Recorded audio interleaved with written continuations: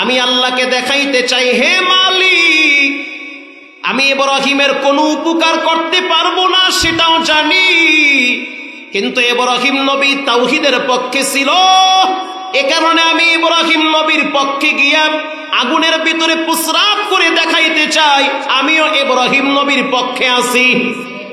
আমরা ভালো করে জানি এদেশের শিকল নাস্তিকদের সাথে লাগানো আছে।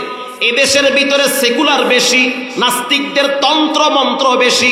যদিও মানুষ নামাজ পড়তে চায়, কিন্তু তারা দিল থেকে কোরআনের আইন চায় না।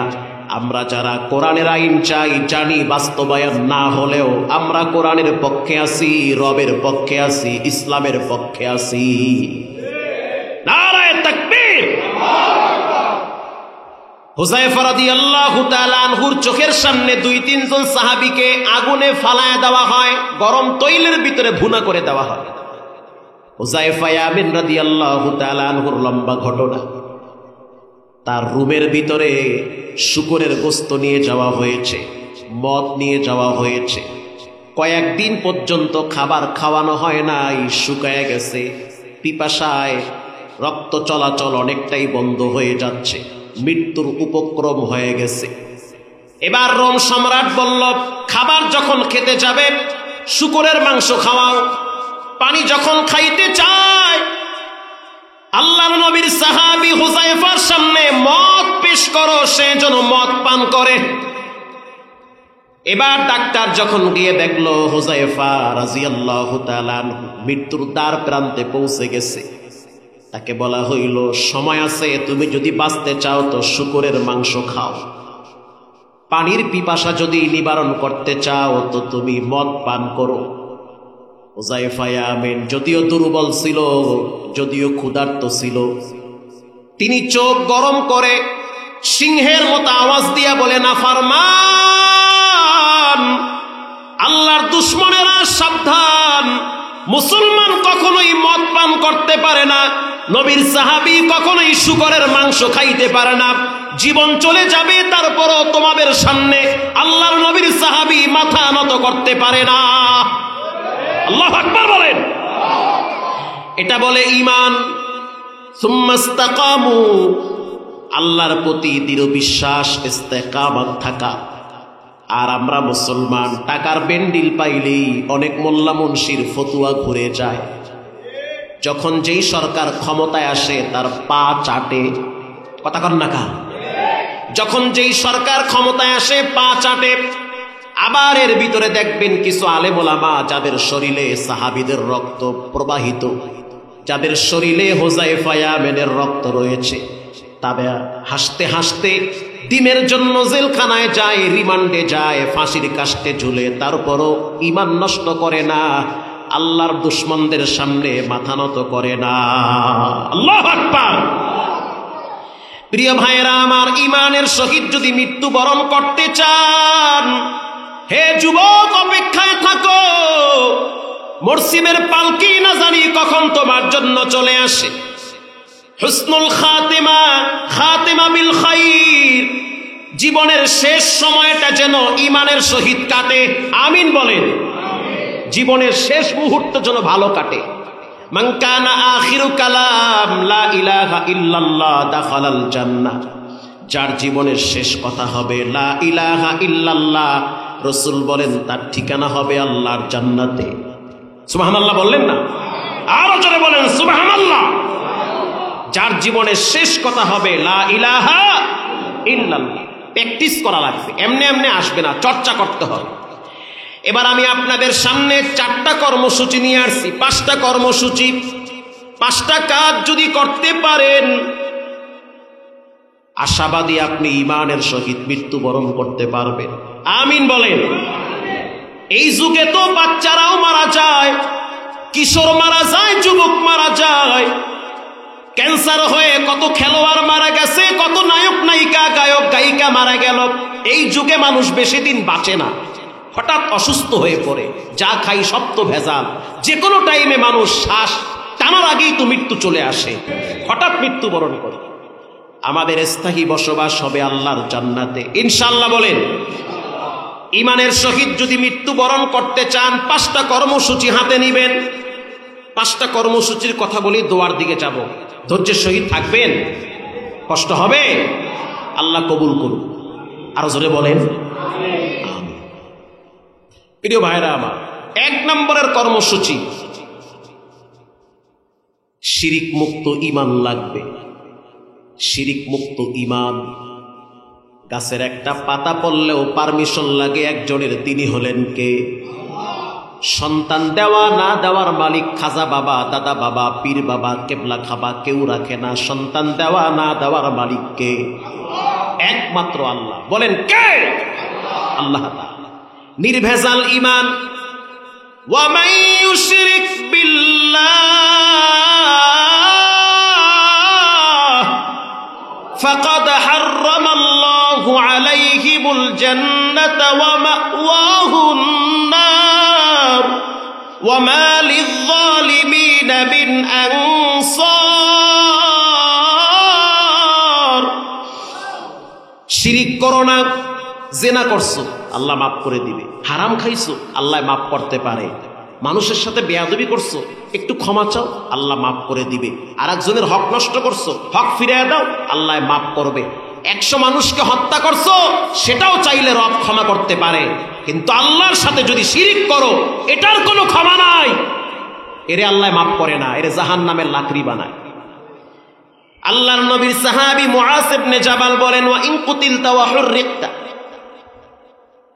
রাসূলুল্লাহ বলেছেন, হে মুআজ, যদি তোমাকে আগুনেও পুরা হয়, তারপরও তুমি আল্লাহর সাথে শিরিক করবা না। তুমি বলো সব ক্ষমতার মালিক একজন, তিনি হলেন কে? লিল্লাহি মুলকুস সামাওয়াতি ওয়াল আরদ ইয়াখলুকু মা ইয়াশাউ ইনাসা ওয়া ইয়াহাবু লিমান ইয়াশাউ আয-যুকুর আও ইউযাওয়িজুহুম যুকরানাও ওয়া ইনাসা ওয়া ইয়াজআলু মান ইয়াশাউ আকিমা ইন্নাহু আলীমুন কাদির।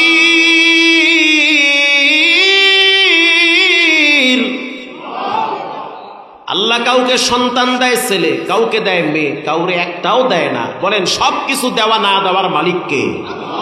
আল্লাহ তাআলা। প্রিয় ভাইয়েরা আমার, শিরিক অনেক ভাবে হয়। এ কথা বলতে গেলে অনেক সময় লাগে, তাও 2-1 মিনিটে বলি। শিরিক মানুষের ভিতরে কেমনে ঢুকে? মা বোনেরা যখন মাথা আশ্রায় না, মহিলাদের চুল ছোট না বড়? বলেন সবাই, চুল বড়। মাথা আশ্রানোর সময় যদি হঠাৎ চিরুনি পড়ে যায়, তখন জিহ্বায় কামড় দেয়, না জানি কোন বিপদ আসে। ঘর থেকে আপনি বের হওয়ার সময় যদি আপনার জামাটা খুঁটির সাথে বেজে চিরে যায়, তখন ঘর থেকে বলে আজকে যাত্রার লক্ষণ খারাপ হতে পারে, যাওয়া লাগবে না। এগুলো শিরিক। এগুলো কি? শিরিক। হাত চুলকাইতেছে, একজনে কয় লক্ষণ বেশি ভালো মনে হয়, কে টাহাইতে পারে। কথা কন না কা? বিলাইতে জিব্বা দিয়া পাও ছাড়ে, ম্যাডামে কইতে আছে মেহমান আওয়ার লক্ষণ আছে, গরুর গোস্ত রেডি করুন। কে বিলাইতে পাও ছাড়ে, মানে খাওয়া নাইতে আছে। এগুলো শিরিক। এগুলো কি?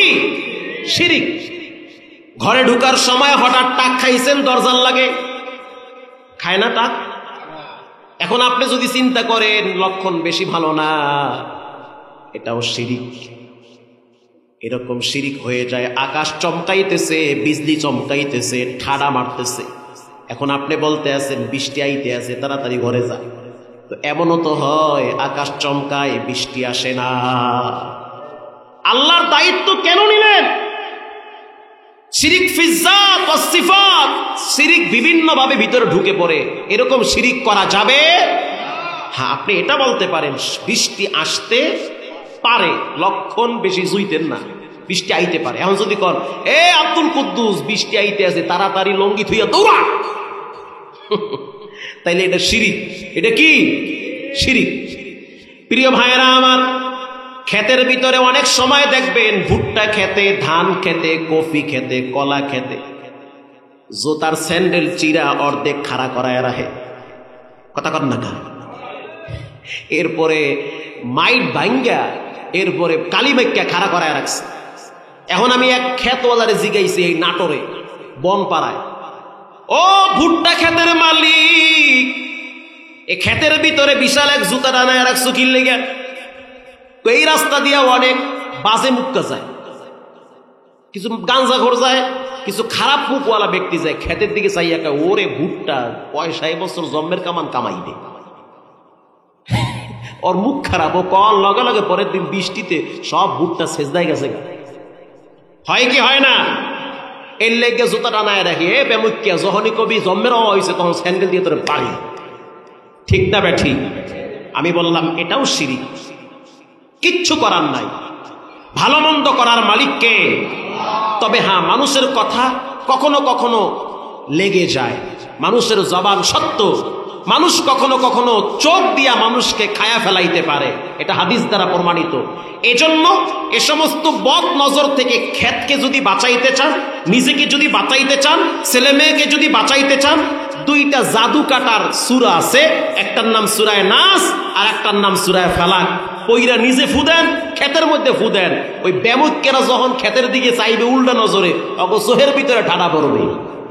আল্লাহু আকবার বলেন। এগুলো শিরিক। আল্লাহ আমাদেরকে হিফাজত করেন। ইমানের সহিত যদি মৃত্যুবরণ করতে চান, তাহলে আপনাকে প্রথম ইমানটারে মজবুত রাখা লাগবে। দোকান খাওয়ায় না, ব্যবসা বাণিজ্য খাওয়ায় না, খাওয়ায় কে? 2 নম্বরে প্রিয় ভাইরা আবার তাকওয়াল্লাহ, আল্লাহর ভয় লাগবে। আল্লাহর ভয় এমন একটা মেডিসিনের নাম যা মানুষকে গুনাহ থেকে বাঁচায় রাখে। 10 মিনিট উঠা বসা করবেন না। রাত বেশি হয়ে গেছে, আমার দোষ না, দোষ কমিটি। কষ্ট হইতেছে? 2 নম্বরে আল্লাহর ভয় অন্তরে রাখতে হবে। وَمَن يَتَّقِ اللَّهَ يَجْعَل لَّهُ مَخْرَجًا وَيَرْزُقْهُ مِنْ حَيْثُ لَا يَحْتَسِبُ وَمَن يَتَوَكَّلْ عَلَى اللَّهِ, যে ব্যক্তি আল্লাহর উপরে তাওয়াক্কুল করে, ভয় করে, তার জন্য অন্ধকার কণ্ঠকাকীর্ণ রাস্তাকে প্রশস্ত করে দেয় কে? আল্লাহ তাআলা। ইমানের সহিত মৃত্যুবরণ করতে হলে 2 নম্বরে হলো আল্লাহর ভয় লাগবে। 3 নম্বরে সদা সর্বদা সত্য কথা বলতে হবে, মিথ্যা বলা যাবে না। মিথ্যা বলা মহাপাপ। as-sidqu yunji wal kizbu yuhlik। সত্য মানুষকে বিজয় দান করে, মিথ্যা মানুষকে ধ্বংস করে দেয়। 4 নম্বরে তওবা করা লাগবে। তাওবা নাসুহা। দোকানে বসে আছেন, জিহ্বা লড়াইয়া পড়েন আস্তাগফিরুল্লাহ। রাস্তায় হাঁটতেছেন, জিহ্বা লড়াইয়া পড়েন আস্তাগফিরুল্লাহ। মসজিদে নামাজ পড়ার জন্য ঢুকছেন, 5 মিনিট বাকি আছে, পশ্চিমে ফিরে জিহ্বা লড়াইয়া পড়েন আস্তাগফিরুল্লাহ। আরবিতে যদি না পারেন তো বাংলায় পড়েন, ও মালিক আমারে মাফ করে দেন। সকাল থেকে সন্ধ্যা পর্যন্ত কত পাপ করছি, একটা গুনার খবর যদি পাড়া প্রতিবেশী জানে, লজ্জায় মুখ দেখাইতে পারবো না, ক্ষমা করে দেন, আল্লাহ আমারে মাফ করে দেন। পারবেন তো ইনশাআল্লাহ? প্রিয় ভাইয়েরা আমার, পৃথিবীর ভিতরে অন্যতম একজন জালিম ব্যক্তির তওবা আল্লাহ কবুল করেছিল। ওই ব্যক্তির নাম হলো কিফিল। ইতিহাসে পাওয়া যায়, রাসূলুল্লাহ বর্ণনা করেছে, কিফিলের চরিত্র হলো মেয়েদের সাথে খারাপ কাজ করা। সুন্দরী মেয়ে দেখলে কিফিলের মাথা হ্যান হয়ে যেত। ঘটনাক্রমে একদিন এক সুন্দরী সুশ্রী মহিলার সে কিফিলের দরবারে আয়েশা বলতে আছে, কিফিল, বনি ইসরাইলের যুবক, কিছু টাকা ধার দাও, বিপদে পড়ছি, অভাব যায় না, মা বাবারে নিয়ে খেতে চাই, টাকা ধার দাও, সিজন আসলে তোমার টাকা দিয়ে দিব, ফসলাদি উঠবে। কিফিল চিন্তা করলো সুযোগটা হারানো যাবে না। কিফিল এবার বলতেছে, টাকা দিতে পারি, তবে শর্ত লাগবে। শর্ত হলো বিনিময় ছাড়া তোমাকে টাকা দেওয়া হবে না। সুন্দরী মেয়ে বলতেছে, বিনিময় কি দিব তোমাকে বলো। এবার কিফিল বলতেছে, বিনিময়ে তুমি আমার সাথে পার্সোনাল সময় কাটাবা, আমি তোমার সাথে জেনা ব্যভিচারে লিপ্ত হব। মেয়েটার হাত পা ঠান্ডা হয়ে গেছে, চুপ করে ঘর থেকে নেমে চলে গেল। পরের দিন আবার কিফিলের কাছে আসছি, কিফিল, পেটের খিদা তো কিচ্ছু মানে না, খিদা লাগছে, টাকা দাও। কিফিল বলতে আছে, শর্তের কথা কি মনে আছে? আসো ঘরের ভিতরে আসো, কিছু সময় কাটাই। মেয়েটা নিরুপায় হয়ে রাজি হয়ে গেছে। ঠিক আছে, আমি রাজি হয়ে গেলাম, তবে শর্ত হলো দরজা জানলা সব লাগাও। সমাজের সব মানুষ জানে আমি একজন সচ্চরিত্রা নারী, আমার ইজ্জতের ভিতরে কোনো কলঙ্কের দাগ নাই, আমি একজন সম্মানিতা মহিলা। কিন্তু বিপদে পড়ে তোমার কাছে আসছি, যেহেতু আমার সাথে তুমি অপকর্মে লিপ্ত হবে, আমার ইচ্ছায় না অনিচ্ছা শর্তে তুমি এটা করবে। ঠিক আছে, তুমি তোমার খায়েশ পূরণ করো, অসুবিধা নাই, টাকা পাবো, দরজা জানলা লাগায় দাও। আল্লাহর রাসূল বলেন, কিফিল ঘরে ঢুইকা দরজা জানলা সব লাগায় দিছে। লাগায় দেওয়ার পরে কিফিল তাকায় দেখতেছে মেয়েটার চোখের পানি বায়া বায়া পড়তেছে। বাচ্চারা কানতে কানতে যেমন হেই ছুটে যায়, কিফিল তাকায় দেখলো মেয়েটার চেহারার ভিতরে পরিবর্তন চলে আসছে। সুন্দর চেহারা অন্ধকার হয়ে গেছে, চোখের পানি টপটপায়া পড়ে। কিফিল বলতে আছে, সব দরজা জানলা লাগাইছি। মেয়েটা বলতে আছে, সব লাগে নাই, কিছু বাকি আছে। এবার কিফিল তাকায় দেখলো কিছু ছিদ্র আছে। এবার গাছের পাতা ছিঁড়ে ছিঁড়ে ছিদ্রগুলো আটকায়া দিয়েছে। এবার কিফিল বলতে আছে, ও সুন্দরী নারী, ছোট ছোট ছিদ্রগুলাও তো পাতা দিয়ে আটকায়া দিছি, কেউ দেখবে না, আসো দুইজনের সময় কাটাই। মেয়েটা চুপ হয়ে গেল, স্তব্ধ হয়ে গেছে, কিংকর্তব্য বিমূঢ় হয়ে গেছে। এবার কিফিল নিজের হাতে মেয়ের শরীরের কাপড় টেনে টেনে খুলেছে। অর্ধেক কাপড় যখন খুলে পড়ল, মেয়েটা অবসরের মতো হয়ে গেছে। কিফিল বলতেছে, কি ব্যাপার, তোমার কি হয়েছে? টাকার বিনিময়ে কত মেয়েরা আমার সাথে এনজয় করেছে, আনন্দ করেছে, টাকা দেওয়ার পরে আবার তারা আমার কাছে আসছে, আবার অপকর্ম করেছে, কিন্তু তুমি ব্যতিক্রম একটা মেয়ে। আসার পর থেকেই দেখলাম তোমার চেহারার ভিতরে একটা ভীত সন্ত্রস্ত কাজ করে। হাত পা ছেড়ে দিয়েছ, জানলা দরজা সব লাগাইছি। এবার মেয়েটা বলতে আছে, ইন্নী আখাফুল্লাহ, আমি একজনরে সবচেয়ে বেশি ভয় পাই, তিনি হলেন কে? এটা বলার সাথে সাথে কিফিলের কলিজায় পানি চলে আসছে। মেয়েটা বলতে আছে, কিফিল সত্য করে বলো, তোমার দাদা কোথায়? কিফিল বলতে আছে, আমার দাদা বাড়ির পিছনে বাঁশবাগানে শুয়ে আছে।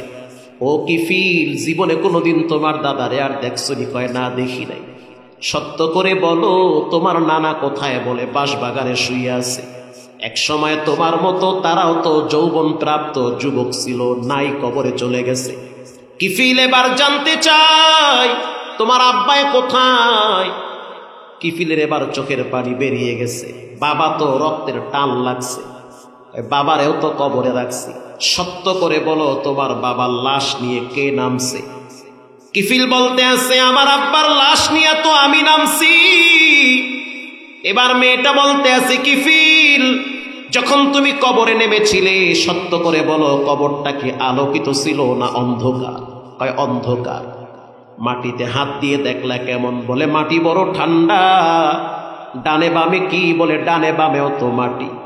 ওরে কিফিল, মনে রাখবি, এমন একটা দিন আসবে তোমার বাবার মতো তোমার দেহটাও নিথর করে থাকবে, আর তোমার আপনজনরা তোমার এরকম ধরে কাপড় পেঁচায়া কবরে ফালায়া রাখবে। কবর একটা ভয়ঙ্কর জায়গা। কেউ যদি গুনাহ নিয়ে কবরে যায়, দুই পাশের মাটি এমন জোরে চাপ দেয়, দুই পাশের মাটির চাপের কারণে হাড্ডি ভেঙ্গে চুরমার হয়।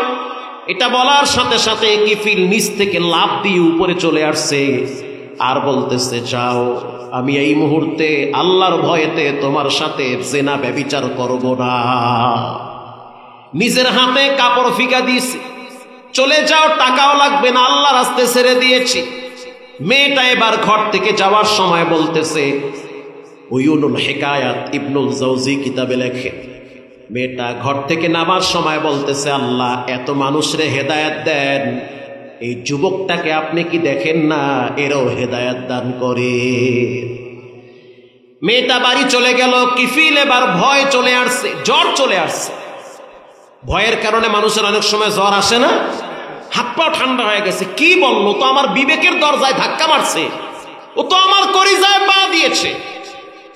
এবার কিফিল গোসল করেছে, যদিও গোসল ফরজ হয় নাই তারপরও করেছে। এরপরে উজু করল, বর্ণনায় আসছে 3 বার উজু করেছে। উজু করার পর জায়নামাজে বসে বাইতুল মুকাদ্দাসের দিকে ফিরে 2 রাকাত নামাজ পড়েছে। 2 রাকাত নামাজ পড়ার পরে 2 হাত তুলে বাচ্চাদের মতো কাঁদে আর বলে, দয়ার মালিক আল্লাহ, এলাকার সবাই জানে আমার মতো যুবক, চরিত্রহীন যুবক, আমার মৃত্যুর পরে হয়তো কেউ আমার লাশ কবরে রাখতে চাবে না। মানুষ বলবে খারাপ যুবক মারা গেছে, ভালো হয়েছে, লাশ দাফনের দরকার নাই, যাওগা। ওগো মালিক আল্লাহ, আমি তো জানি বান্দা যত বড় পাপী হোক, আপনার মতো দয়াময় তো আর কোনো রব নাই। আপনার মতো দয়াময় আল্লাহ চাইলে তো আমারে মাফ করতে পারে, ক্ষমা করে দেন। এই দুর্বল অসুস্থ যুবকরে আপনি ধৈরেন না, মাফ করে দেন। তওবা করতেছি, আর কোনোদিন জেনা ব্যভিচার করব না রে মালিক, ক্ষমা করে দেন। আল্লাহর সিদ্ধান্ত হয়ে গেছে, আজরাইল ওর জানটা এখনই কবজ করো। আল্লাহু আকবার। ওখানেই ডেড বডি পড়ে আছে। এলাকার মানুষ সকালবেলা দেখলো, কি ব্যাপার, দরজা খোলা নাই, বন্ধ, জালেমকে মরছে না ঘুমাইছে দেখ। যেই সমাজের কিছু যুবক চরিত্রহীন, লম্পট হয়, খারাপ হয়, ওই সমাজের অনেক মানুষ তাদের জন্য ভোর রাত্রে আল্লাহর আদালতে বিচার দেয়। কথা কন না কা, মামলা দেয় আল্লাহ। এদের যন্ত্রণায় এলাকায় থাকতে পারি না, মা বোন থাকতে পারে না।